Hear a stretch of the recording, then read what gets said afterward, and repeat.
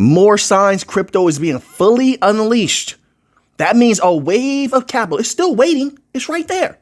A wave of capital is waiting to get in. SEC Enforcement Division closes investigation into Robinhood crypto. How long before they're making an announcement about Ripple, XRP, XRPL? What happens when that announcement occurs? Do we get a little pop in price? I'm not expecting too much, to be quite honest. What I'm looking forward to is Ripple going full force with more partnerships, announcements, possibly putting XRP utility to work finally en masse, not these little things we've seen over the years, these little increments, these little tests. No, massively. Who knows? At that point, the possibilities are endless, but they're leaning more towards they can come true now, as opposed to before where they were being blocked.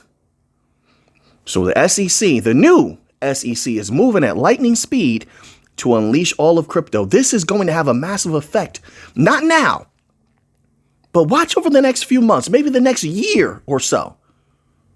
As this news spreads around, it takes time for this news to get around. A lot of regular people, they don't know what's going on. I'm talking to these people. They don't know crypto's being unleashed. The SEC dropped a bunch of cases because when I tell them, they're like, really? Is that you're sure about that? I'm like, yes, I'm a researcher. This is what I do. They don't know. But once that news starts making it around, people who are still very much standoffish with crypto, they will come around. Here's the thing about that. It's not just regular people. A lot of people who have businesses, they're making some very good capital, folks. I'm just saying that could come to crypto. Now that crypto will be legitimized, it has that negative energy removed from it. That's a lot of capital there. A lot of small business, medium-sized business people will come to crypto when this news starts to really get absorbed into the masses. And that's why I said the top cryptos across the board are bullish. Are there negative catalysts? Yes. Is there any negative catalyst that could, right now that I see, that could stop the explosion of the utility coins and Bitcoin right now? No. Could a negative catalyst like that come up in the future? Sure. That's why we keep our eyes open. That's why we do research. But this is a major, major happening. They're knocking them out. They're not wasting any time. I've never seen anything like this. All right, let's move on here because we have to keep our eyes on something else. The second article is potent.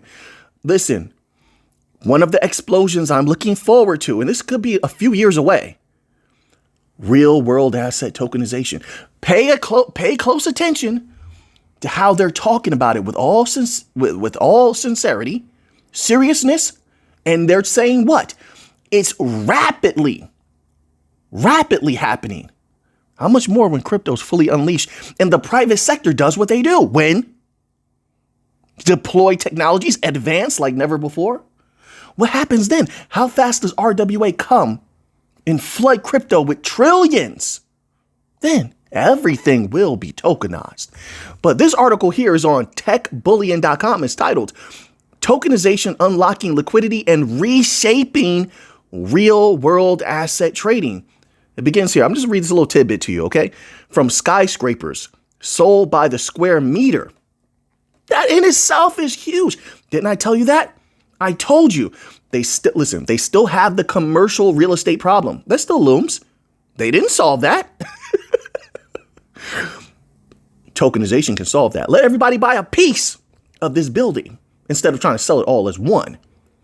It opens up those possibilities. Anyway, so from skyscrapers sold by the square meter to carbon credits traded like stocks. Look at that.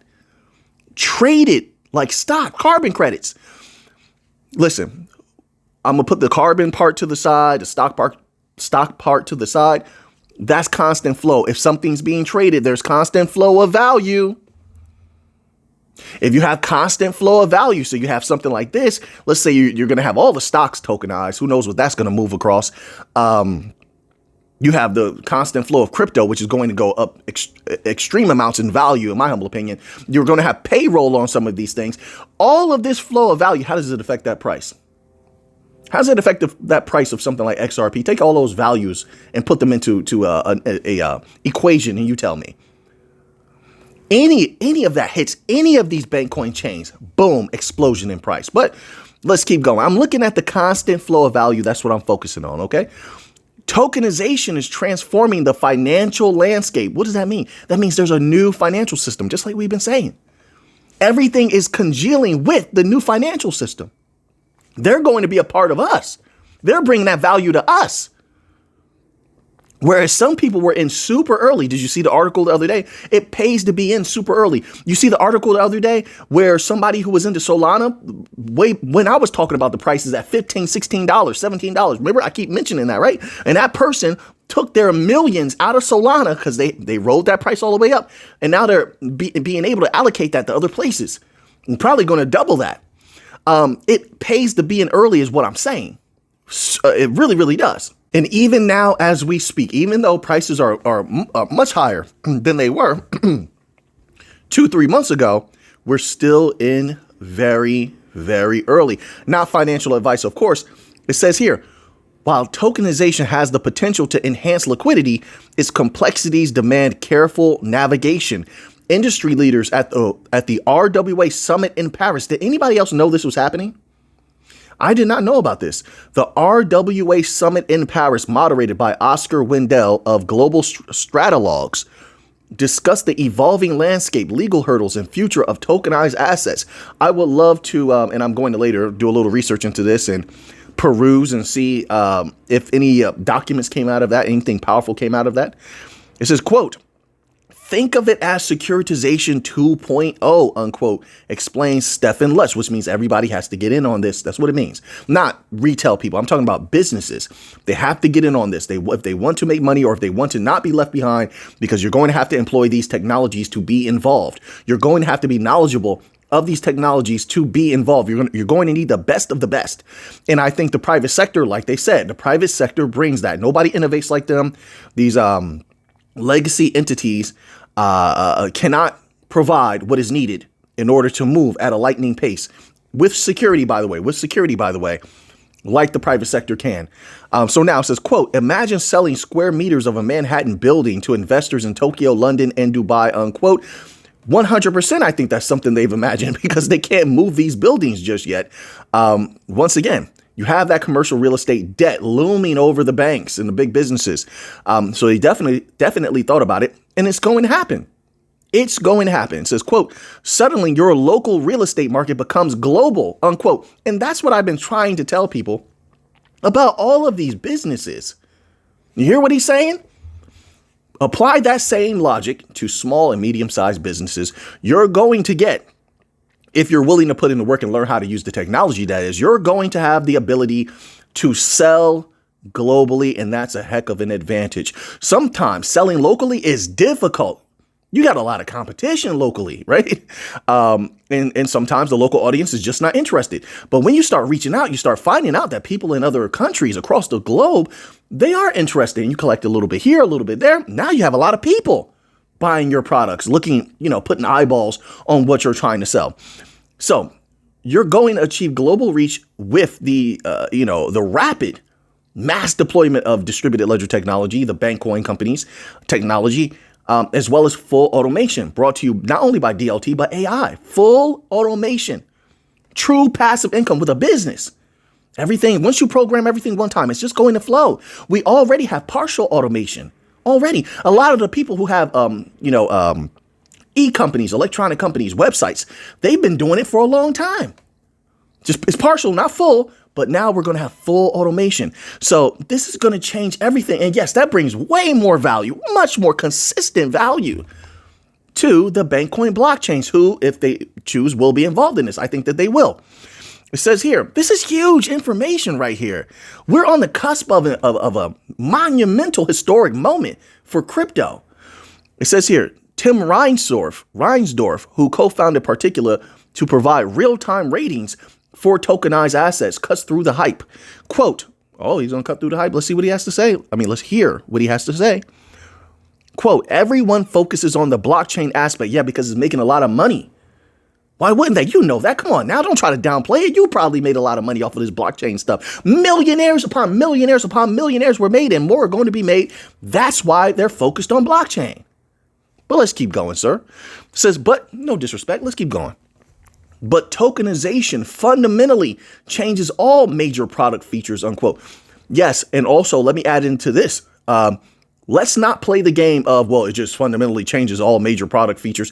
You're going to make a ton of money off of tokenization. You're going to save a ton of money. See, you could play that game. They play these games, folks. If you don't know your stuff, you're not thinking about how much money they're going to save.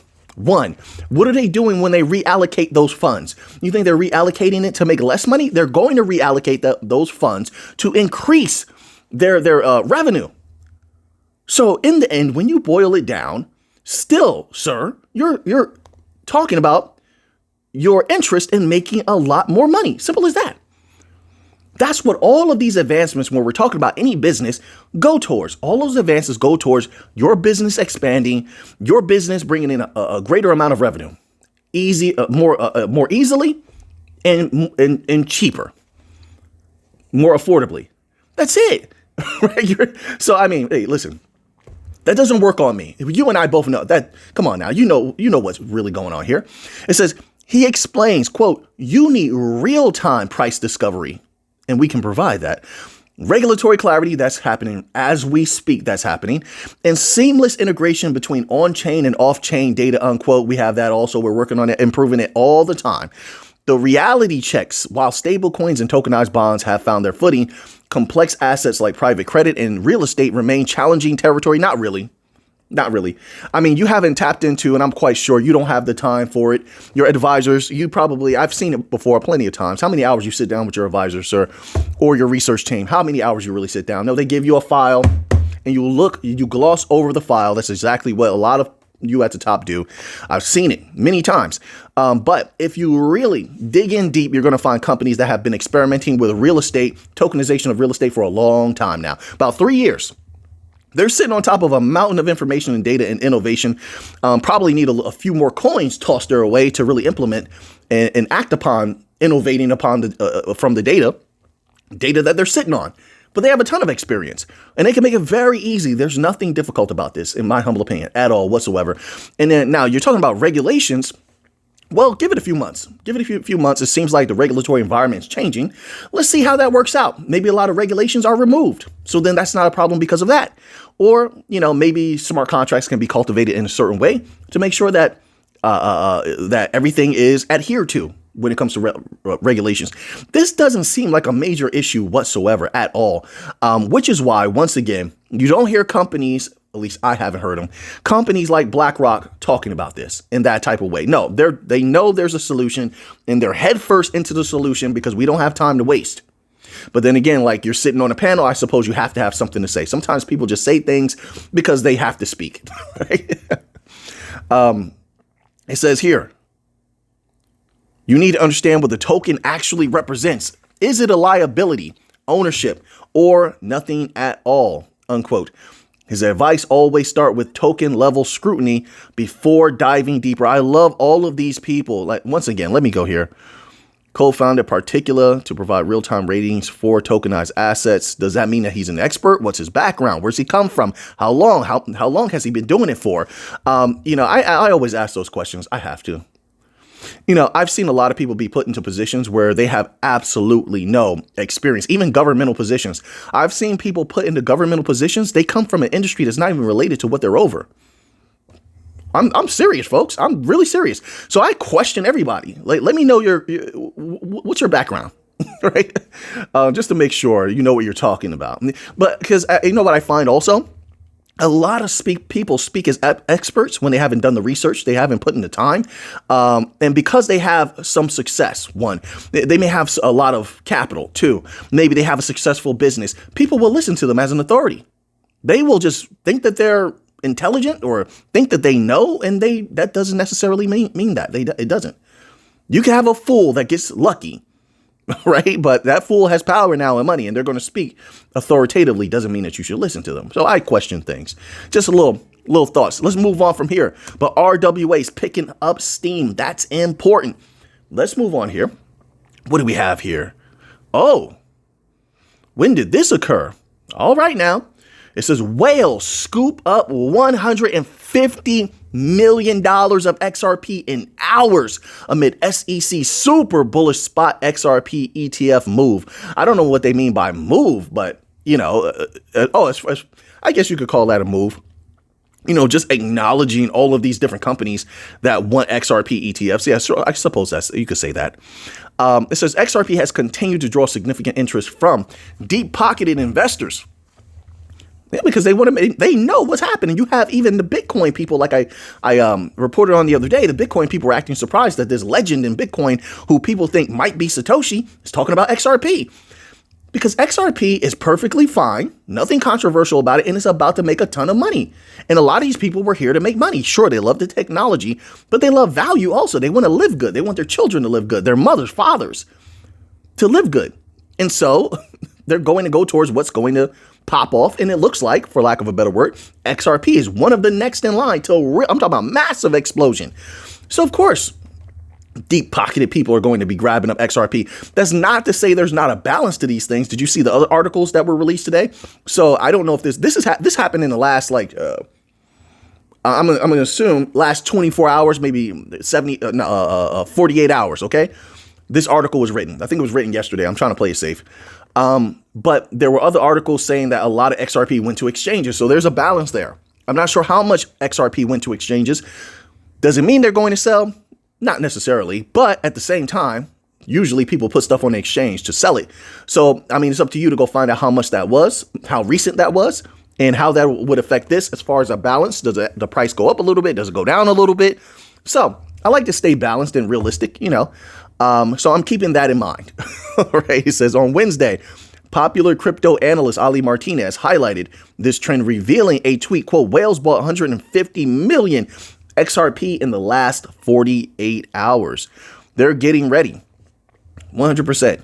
Notably, the surge in accumulation coincides with the U.S. Securities and Exchange Commission acknowledging 3 additional spot XRP ETF filings, bringing the total number of pending applications to 6 in under 2 weeks. It continues on Wednesday. The SEC officially acknowledged 3 separate filings for a spot XRP ETFs from asset managers Wisdom Tree, Canary Capital, and CoinShares. Okay, let's leave that there. Let's move on to another one.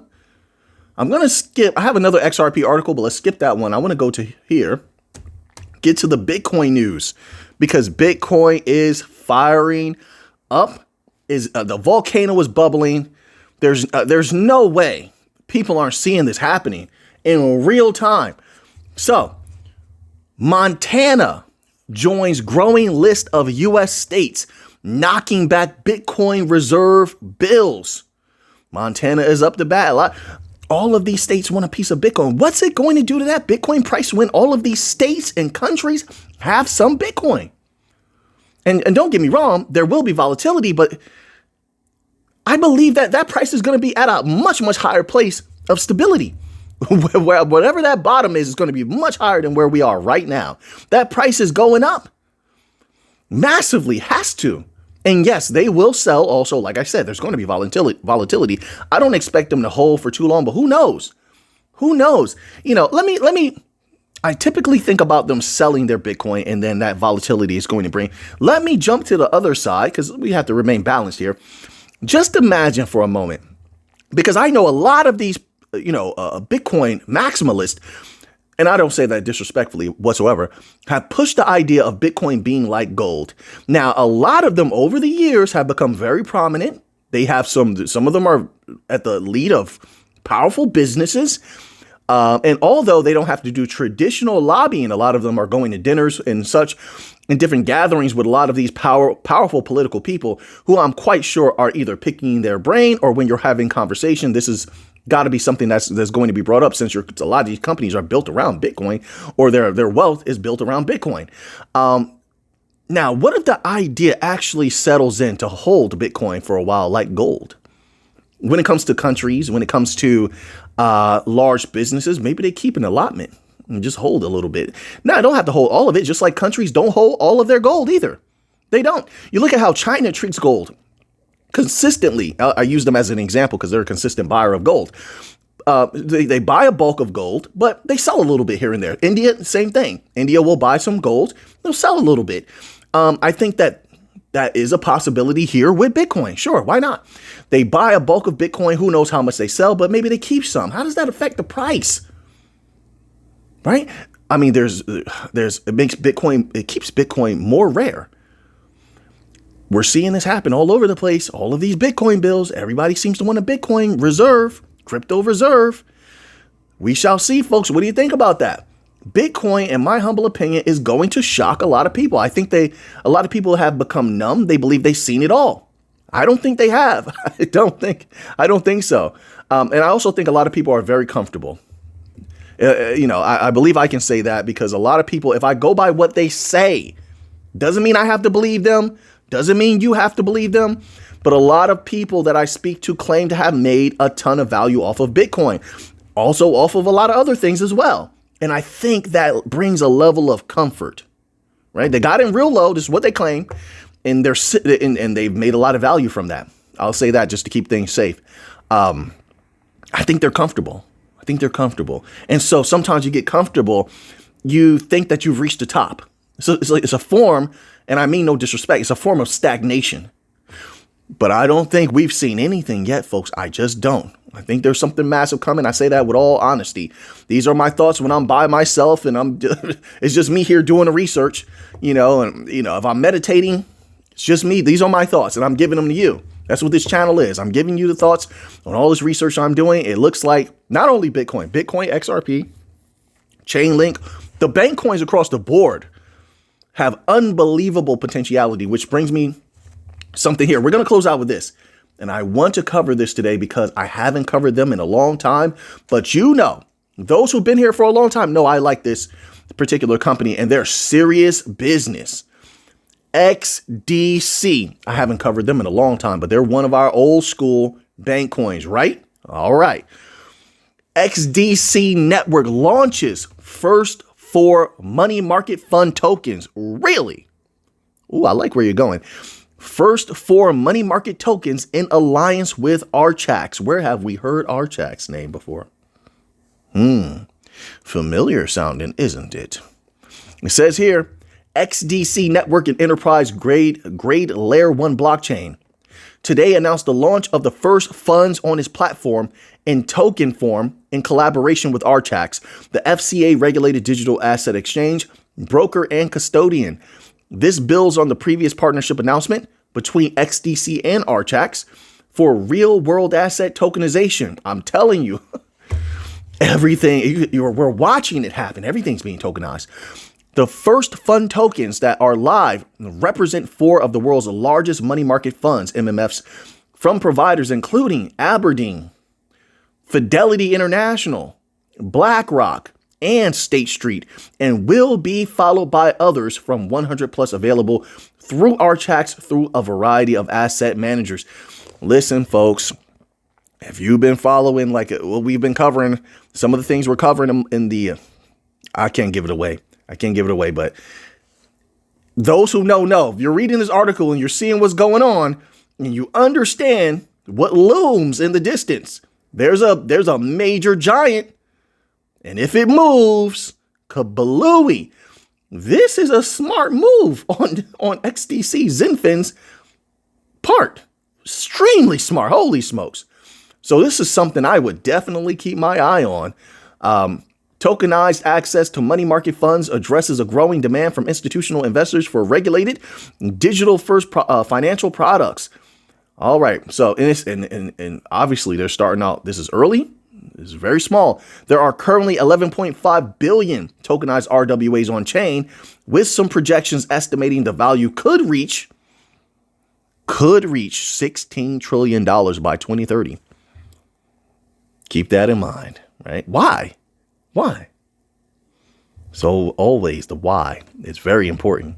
So now that you have that information, what are you going to do with it? I know what I'm going to do with it. So until next time, everybody, let's get to the money.